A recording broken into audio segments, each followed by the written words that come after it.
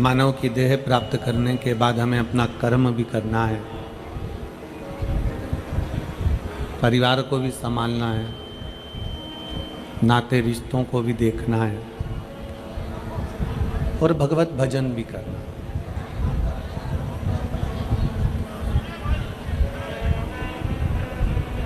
संसार में जन्म देने वाला वो परमात्मा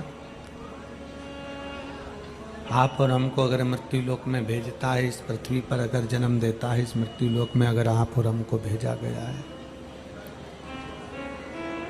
तो कुछ हमारे लिए अच्छा सोच कर ही भेजा हो, कुछ हमारे लिए श्रेष्ठ, कुछ हमारे लिए अच्छा विचार कर कर ही भेजा होगा। एक बगीचे में बहुत सारे फूल लगे हुए हैं। बगीचे के अंदर ढेर सारे फूल हैं, कोई सुगंधित भी है, कोई बिना सुगंध का भी है, कोई अच्छा भी है, कोई बुरा भी है। शिव कथा कहती है, भगवान शंकर का चरित्र कथा है, शिव महापुराण की कथा कहती है। बगीचे में बहुत फूल हैं, कोई पुष्प सुगंधवान है, कोई पुष्प दिखने में सुंदर है, कोई पुष्प खाने में सुंदर है, कोई पुष्प सुगंध से आनंदित है, कोई पुष्प देखने में अच्छा नहीं लगता, कोई जहरीला होता है, कोई कैसा होता है। शिव महापुराण की कथा कहती है, जैसे बगीचे में बहुत पुष्प हैं, सबका कलर अलग है, सबका रंग अलग है, सबकी सुगंध अलग है, सबका स्वरूप अलग है, कोई मीठा है, कोई कड़वा है, कोई अच्छा है, कोई जहरीला है। उसी तरह भगवान की इस पवित्र भूमि पर, परमात्मा की इस पृथ्वी पर, इस धरा पर आप और हम सब पुष्प की तरह हैं। बगीचे में अच्छा पुष्प लगा, आप उसके करीब में चले गए। बेकार पुष्प था, आप उससे दूरी बना ली। संसार अच्छे और बुरे दोनों से बना हुआ है, इसमें अच्छे भी मिलेंगे और बुरे भी मिलेंगे। अब आपको निर्भर करता है, आपकी दृष्टि पर निर्भर करता है, आपके विचारों पर निर्भर करता है कि आप अच्छों के पास में जाएंगे कि बुरों के पास। आप श्रेष्ठ के पास जाएंगे कि अनश्रेष्ठ के पास जाएंगे।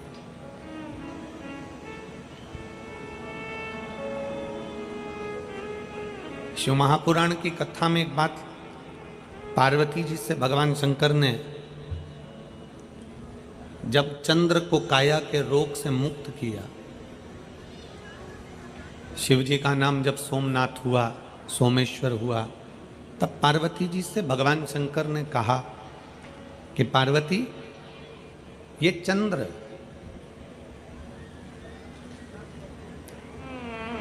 पूर्व में जब तुम सती थी, दक्ष प्रजापति के घर में तुम जन्मी थी, माता प्रसूति के गर्भ से तुम्हारा जन्म हुआ था, तुम्हारी 27 बहनें इस चंद्र के साथ भी आई थी। ये तुम्हारी बहनों का पति है।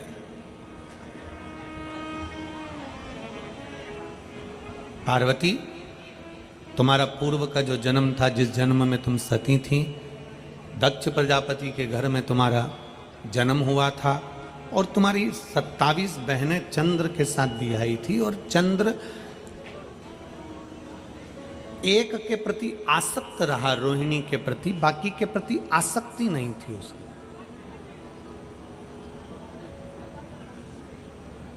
चंद्र को काया का रोग क्यों लगा? ऐसा क्या कारण चंद्र का था कि केवल अपनी एक पत्नी पर ध्यान दिया और बाकी की पत्नी को छोड़ दिया, इसलिए उसको काया का रोग लगा?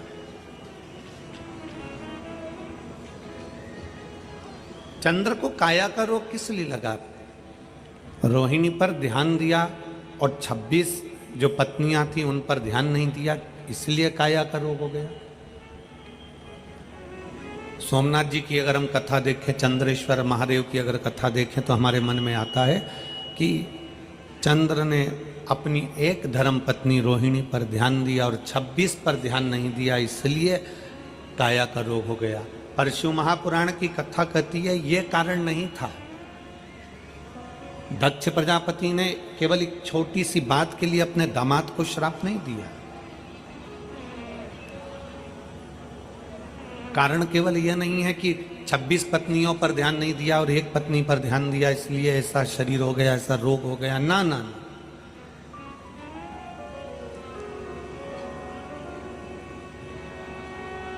भगवान शंकर कह रहे हैं पार्वती रोग का कारण केवल इतना सा था कि 27 पत्नियों में से एक रोहिणी को चंद्रदेव ज्यादा चाहते थे, 26 को नहीं चाहते थे। कोई बात नहीं, 26 को नहीं चाहते ना, कोई बात नहीं। इसमें श्राप का कोई कारण नहीं बनता, इसमें श्राप देने का कोई कार्य नहीं बनता। फिर पार्वती जी ने पूछा तो फिर इनको श्राप क्यों लगा? मेरी बहन के पति चंद्रदेव को श्राप क्यों लगा? तो भगवान शंकर ने कहा पार्वती, उनको श्राप लगने का कारण केवल इतना सा था, तुम एक पत्नी को चाहो मना नहीं, 26 को तुम ना चाह रहे हो कोई बात नहीं, पर 26 का अपमान तो मत करो।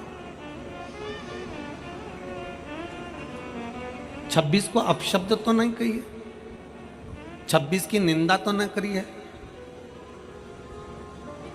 आप अपनी पत्नी को चाहो मना नहीं है, पर बाकी का एक सास के जीवन का सबसे बड़ा लक्ष्य होता है उसकी बहू अच्छी आए, पर सास के जीवन का सबसे बड़ा लक्ष्य एक और होता है कि हमारे घर में अगर 4 बेटे हैं, 3 बेटे हैं, 2 बेटे हैं, 5 बेटे हैं और उनकी बहू आ जाए, तो ये सास का लक्ष्य होना चाहिए कि कभी भी मुख से ये ना कहे कि मेरी बड़ी बहू अच्छी है, कि छोटी अच्छी है, कि मंजली अच्छी है, कि संजली अच्छी है। अपनी दृष्टि में रखो कि कौन कैसा है, पर अपने मुख से कभी किसी एक बहू को श्रेष्ठ बताते हुए बाकी की बहुओं की बुराई जिंदगी में ना करी जाए, वो हमारे जीवन का दुख का कारण बन जाए, वो हमारे तकलीफ का कारण बन जाए। चंद्रदेव को काया का रोग क्यों हुआ? चंद्रदेव ने अपनी पत्नी रोहिणी को ज्यादा प्रेम करा इसलिए काया का रोग हुआ? नहीं नहीं नहीं, चंद्रदेव को कारण काया का रोग इसलिए हुआ क्योंकि चंद्र 26 जो पत्नियां थी, 27 में तो प्रेम था, 26 पत्नियों का अपमान कर देते थे। 4 लोग बैठे हैं, 4 लोगों में जैसी पत्नी पानी लेकर आई अपमान कर दिया, हर कुछ कह दिया, अपशब्द कह दिए, चिल्ला कर दौड़ दिए, कुछ कहने में आ गया, कुछ बोल दिए। शिव महापुराण की कथा कहती है अगर किसी ने कोई गलती करी है तो उसके कानों में जाकर कहिए कि तुमने ये गलती करी है।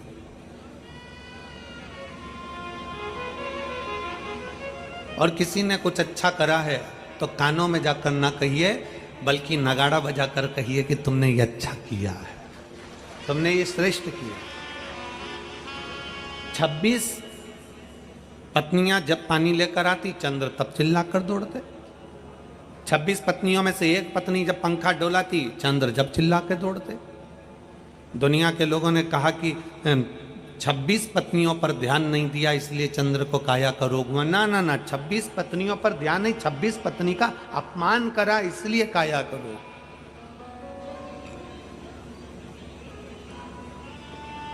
चंद्रदेव सभा में बैठकर हमेशा कहते थे तुम मुझे जानती नहीं हो,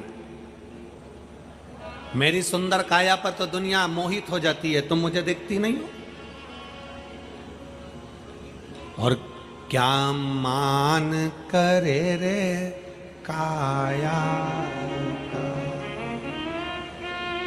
क्या मान करे रे काया का, के काया माटी मिल जाएगी राम भजले, राम भजले प्रभु का नाम भजले, के काया माटी मिल जाएगी राम भजले, चंद्रदेव अपनी काया का गुणगान करते रहे, मेरी काया ऐसी है, मैं इतना सुंदर हूं, मेरा स्वरूप ऐसा है ना।